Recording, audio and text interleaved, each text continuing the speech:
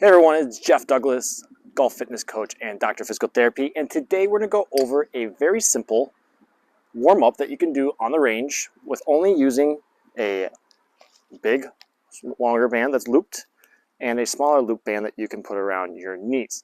And the beauty of this warm-up is going to take 10-15 minutes at most, and it is not going to require you to get on the ground. Now, I do like people, if they have it at their country club, be able to go into the locker room and do a warm-up there, especially if they have weights, med balls, and stuff like that, or a gym at home. But if you don't, this is going to be better than nothing, all right? And it's really simple, and it's something good to get the body ready for the practice that you're about to do or the round you're about to do before you even pick up a club, all right?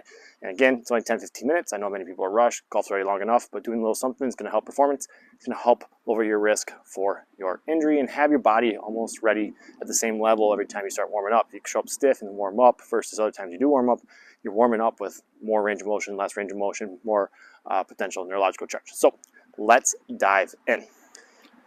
The first exercise we're going to do is we're going to work top down, so neck. We're going to do what's called cervical cars. You're going to put your hands behind your back. You're going to draw a big circle with your neck all the way around. Make sure you look all the way over your shoulder, and then reverse it.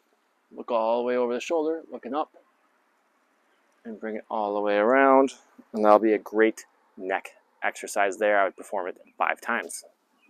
Next, take your band, and we are going to just you want a lighter band for this. Pull it apart, and you're going to bring it back over your head, and then bring it back. Keeping tension in the shoulder blades for retraction here. And I would do about 12 to 15 there and back to get the shoulder and shoulder blades warmed up. Next exercise is going to be what's called thoracic cars. This is the same thing for our neck, but for our mid-back. So you're just going to make a big circle. You're going to curl your upper back. You're going to rotate to the right, bend to the right, extend in the back. You should feel this in your upper back, not your lower back. You start feeling it here, you're sliding your hips too far forward.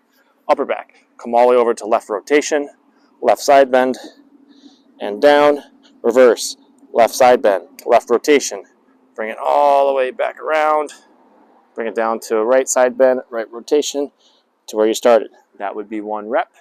And then you would do 5 total with that exercise. Next exercise is we usually just with a knee in the ground. Be good. I said we don't have to get our knee dirty. If you want to, you can.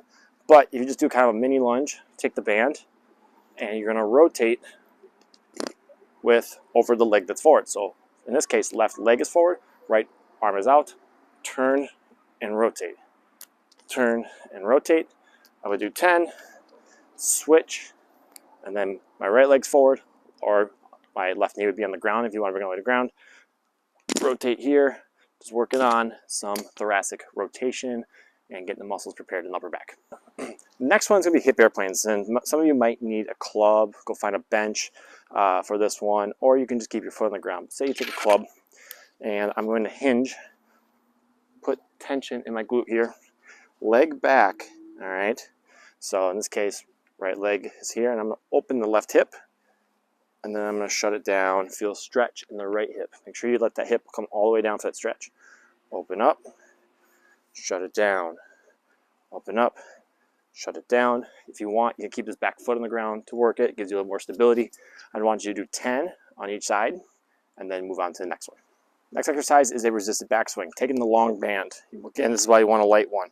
You're going to go here, grab the band like you're holding a golf club, nice and easily, rotate into that backswing, keeping the left arm long, really focus on the upper body, rotating here. All right, just working on, again, building some strength, getting the muscles charged up through that full range of motion there. So I would do 10 of those. Then we're going to do an RDL using a band. So what I like to do here is put it over my shoulders. Then you're going to step on it here, and you're just going to work on hinging. And if it pulls on your neck, then just use your arms to unweight it off your neck a little bit. Butt back, and you should feel a stretch in the hamstrings. Stand up. There's just a good hamstring warm up here. Stand up like that. And again, not rounding my back, I'm not squatting.